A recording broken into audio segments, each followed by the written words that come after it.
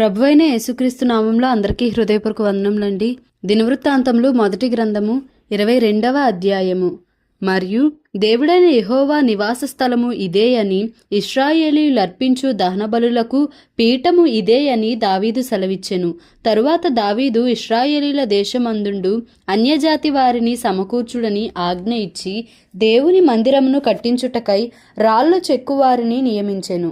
వాకిళ్ల తలుపులకు కావలసిన మేకులకేమి, చీలలకేమి విస్తారమైన ఇనుమును, తూచ సఖ్యము కానంత విస్తారమైన ఇత్తడిని, ఎంచనలవి కానన్ని దేవదారు మ్రానులను దావీదు సంపాదించెను. సీదోనీయులను తూరీయులను దావీదునకు విస్తారమైన దేవదారు మ్రానులను తీసుకొని వచ్చుచుండిరి. నా కుమారుడైన సొలొమోను పిన్న వయస్సు గల లేతవాడు. యెహోవాకు కట్టబోవు మందిరము దాని కీర్తిని బట్టియు అందమును బట్టియు సకల దేశములలో ప్రసిద్ధి చెందునట్లుగా అది చాలా ఘనమైనదై ఉండవలెను. కాగా దానికి కావలసిన సాధన రాశిని సిద్ధపరచదనని చెప్పి దావీదు తన మరణమునకు ముందు విస్తారముగా వస్తువులను సమకూర్చి ఉంచెను. తరువాత అతడు తన కుమారుడైన సొలొమోనును పిలిపించి ఇశ్రాయేలుల దేవుడైన యెహోవాకు ఒక మందిరమును కట్టవలసినదని అతనికి ఆజ్ఞ ఇచ్చెను. మరియు దావీదు సొలొమోనుతో ఇట్లనెను, నా కుమారుడా, నేను నా దేవుడైన యెహోవా నామ ఘనత కొరకు ఒక మందిరమును కట్టించవలెనని నా హృదయమందు నిశ్చయము చేసుకొని ఉండగా యెహోవా వాక్కు నాకు ప్రత్యక్షమై ఈలాగు సెలవిచ్చెను. నీవు విస్తారముగా రక్తము ఒలికించి గొప్ప యుద్ధములు జరిగించిన వాడవు. నీవు నా నామమునకు మందిరమును కట్టించకూడదు. నా సన్నిధిని నీవు విస్తారముగా రక్తము నేల మీదికి ఓడ్చితివి. నీకు పుట్టబోవు ఒక కుమారుడు సమాధానకర్తగా నుండును. చుట్టూ ఉండు అతని శత్రువులనందరినీ నేను తోలివేసి అతనికి సమాధానము కలుగజేతును. అందువలన అతనికి సొలొమోను అను పేరు పెట్టబడును. అతని దినములలో ఇశ్రాయేలీలకు సమాధానమును విశ్రాంతియు దయచేయుదును. అతడు నా నామమునకు ఒక మందిరమును కట్టించును. అతడు నాకు కుమారుడై ఉండును. నేనతనికి తండ్రినై ఉందును. ఇశ్రాయేలీల మీద అతని రాజ్య సింహాసనమును నిత్యము స్థిరపరచుదును. నా కుమారుడా, యెహోవా నీకు తోడుగా ఉండునుగాక. నీవు వర్ధిల్లి నీ దేవుడైన యెహోవా నిన్ను గూర్చి సెలవిచ్చిన ప్రకారముగా ఆయనకు మందిరమును కట్టించుదువుగాక. నీ దేవుడైన యెహోవా ధర్మశాస్త్రమును నీవు అనుసరించున్నట్లుగా యెహోవా నీకు వివేకమును తెలివిని అనుగ్రహించి ఇశ్రాయేలీయుల మీద నీకు అధికారము దయచేయునుగాక.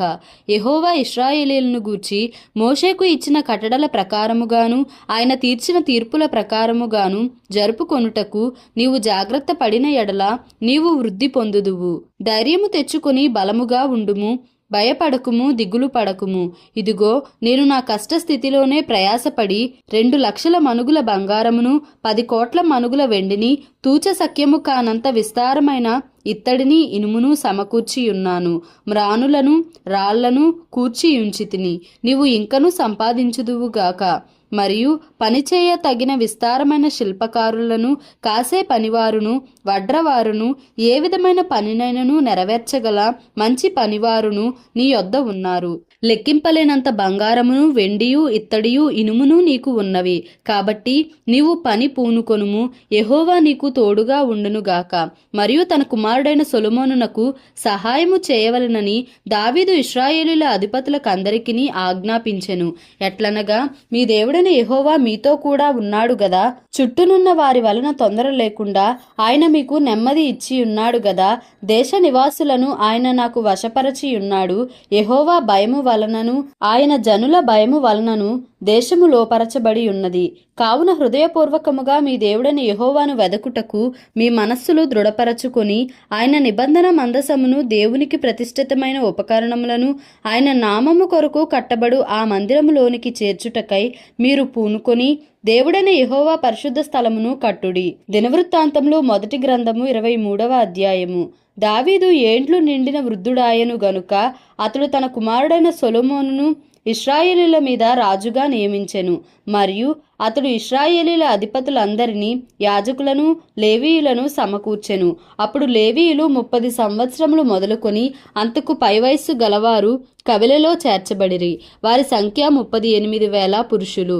వీరిలో 24,000 మంది యెహోవా మందిరపు పని విచారించువారుగాను, 6,000 మంది అధిపతులుగాను న్యాయాధిపతులుగాను ఉండిరి. 4,000 మంది ద్వారపాలకులుగా నియమింపబడిరి. మరి 4,000 మంది స్తుతి చేయు నిమిత్తమై దావీదు చేయించిన వాద్య విశేషములతో యెహోవాను స్తుతించువారిగా నియమింపబడిరి. గెర్షోను, కహాతు, మెరారీయులు అను లేవీయులలో దావీదు వారిని వరుసలుగా విభాగించెను. గెర్షోనీయులలో లద్దాను, షిమీ అనువారుండిరి. లద్దాను కుమారులు 3, పెద్దవాడగు యెహీయేలు, జేతాము, యోవేలు. షిమీ కుమారులు 3, షెలోమీతు, హజియేలు, హారాను. వీరు లద్దాను వంశము యొక్క పితరుల పెద్దలు. యహతు, జీనా, యూషు, బెరియా అను 4 షిమీ కుమారులు. యహతు పెద్దవాడు, జీనా రెండవవాడు. యూషునకును బెరియాకును కుమారులు అనేకులు లేకపోయిరి గనుక తమ పితరుల ఇంటి వారిలో వారు ఒక్క వంశముగా ఎంచబడిరి. కహాతు కుమారులు 4, అమ్రాము, ఇస్హారు, హెబ్రోను, ఉజ్జీయేలు. అమ్రాము కుమారులు అహరోను, మోషే. అహరోనును అతని కుమారులను నిత్యము అతి పరిశుద్ధమైన వస్తువులను ప్రతిష్ఠించుటకును, యెహోవా సన్నిధిని ధూపము వేయుటకును, ఆయన సేవ జరిగించుటకును, ఆయన నామమును బట్టి జనులను దీవించుటకును ప్రత్యేకింపబడిరి. దైవజనుడగు మోషే సంతతి వారు లేవి గోత్రపు వారిలో ఎంచబడిరి. మోషే కుమారులు గెర్షోము, ఎలీయెజెరు. గెర్షోము కుమారులలో షెబూయేలు పెద్దవాడు. ఎలీయెజెరు కుమారులలో రెహబ్యా అను పెద్దవాడు తప్ప ఇక కుమారులు అతనికి లేకపోయిరి. అయితే రెహబ్యాకు అనేక మంది కుమారులుండిరి. ఇస్హారు కుమారులలో షెలోమీతు పెద్దవాడు. హెబ్రోను కుమారులలో ఎరియా పెద్దవాడు. అమర్యా రెండవవాడు. యహజీయేలు 3వవాడు. యెక్మెయాము 4వవాడు. ఉజ్జీయేలు కుమారులలో మీకా పెద్దవాడు. యోషియా 2వవాడు. మెరారీ కుమారులు మహలి, మూషి. మహలి కుమారులు ఎలియాజరు, కీషు. ఎలియాజరు చనిపోయినప్పుడు వానికి కుమార్తెలుండిరి కాని కుమారులు లేకపోయిరి. కీషు కుమారులైన వారి సహోదరులు వారిని వివాహము చేసుకొనిరి. మూషి కుమారులు 3, మహలి, ఏదెరు, ఎరీమోతు. వీరు తమ పితరుల ఇంటివారిని బట్టి లేవీయులుగా ఎంచబడిరి. పితరుల ఇండ్లకు పెద్దలైన వీరు 20 సంవత్సరములు మొదలుకొని అంతకు పై వయస్సు గలవారై తమ తమ పేరుల లెక్క ప్రకారము ఒక్కొక్కరుగా నెంచబడి యెహోవా మందిరపు సేవ చేయు పనివారై ఉండిరి. ఇశ్రాయేలీల దేవుడైన యెహోవా తన జనులకు నెమ్మది దయచేసియున్నాడు గనుక వారు నిత్యము యెరూషలేములో నివాసము చేయుదురనియు, లేవీయులు కూడా ఇక మీదట గుడారమునైనను దాని సేవ కొరకైన ఉపకరణములనైనను మోయ పని లేదనియు దావీదు సెలవిచ్చెను. దావీదు ఇచ్చిన కడవరి ఆజ్ఞను బట్టి లేవీయులలో 20 సంవత్సరములు మొదలుకొని అంతకు పై వయస్సు గలవారు ఎంచబడిరి.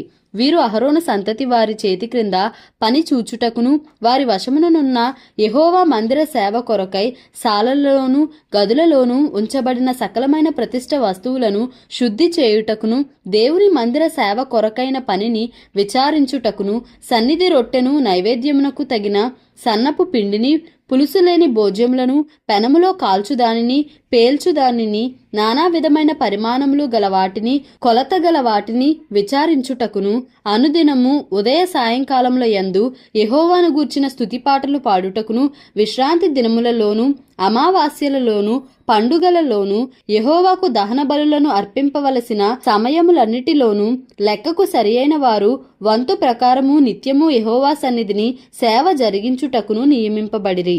సమాజపు గుడారమును కాపాడుటయు, పరిశుద్ధ స్థలమును కాపాడుటయు, యెహోవా మందిరపు సేవతో సంబంధించిన పనులలో వారి సహోదరులకు అహరోను సంతతి వారికి సహాయము చేయుటయు వారికి నియమింపబడిన పనియై ఉండెను. దినవృత్తాంతములు మొదటి గ్రంథము 24వ అధ్యాయము.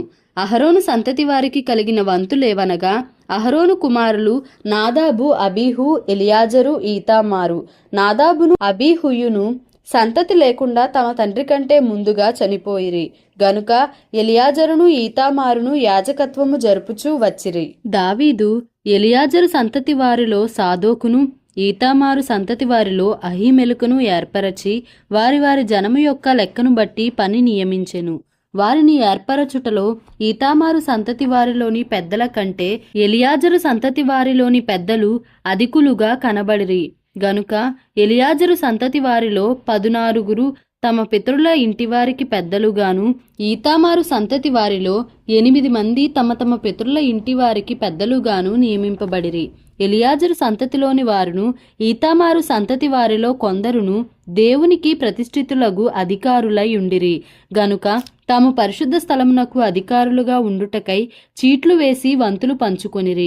లేవీయులలో శాస్త్రిగానున్న నెతనేలు కుమారుడగు షమయ రాజు ఎదుటను, అధిపతుల ఎదుటను, యాజకుడైన సాదోకు ఎదుటను, అబ్యాతారు కుమారుడైన అహీమెలకు ఎదుటను, యాజకుల ఎదుటను, లేవీయుల ఎదుటను, పితరుల ఇండ్ల పెద్దలైన వారి ఎదుటను వారి పేర్లు దాఖలు చేసెను. ఒక్కొక్క పాత్రలో నుండి ఒక పితరుని ఇంటి చీటి ఎలియాజరు పేరటను, ఇంకొకటి ఈతామారు పేరటను తీయబడెను.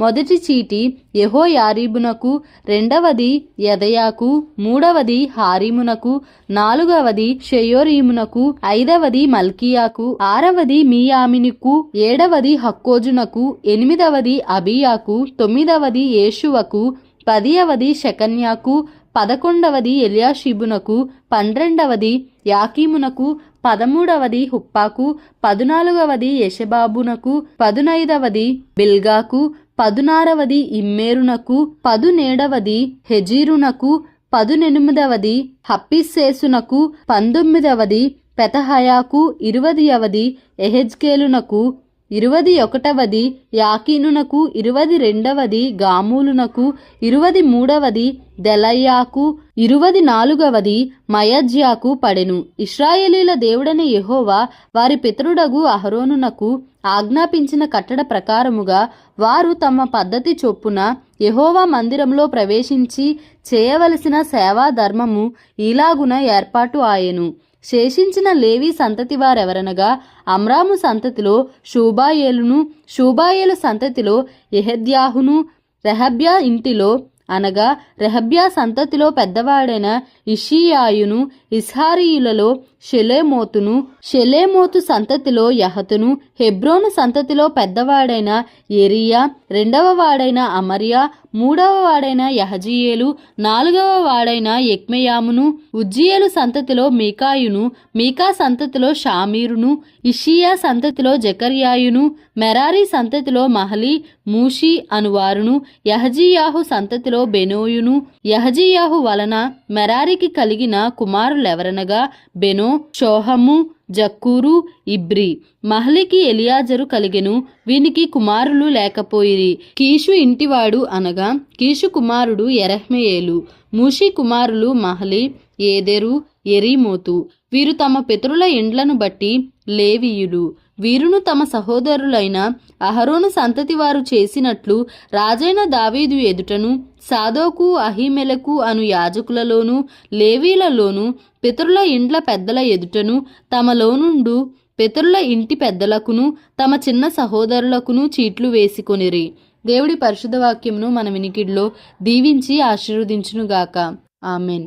Please like, share and subscribe for more videos.